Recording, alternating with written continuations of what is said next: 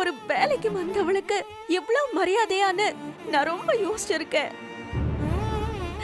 நான் யாருமா? இந்த வீட்ல என் உறவு என்ன? உங்களுக்கு நான் யாரு? நான் வெளிப்படையாவே கேக்குறேன். அவருக்கு நான் யாரு? எனக்கும் அவருக்கும் என்ன சம்பந்தம்? நான் ஏன் இந்த வீட்ல இருக்கேன்? நான் யாரு? சொல்லுங்க.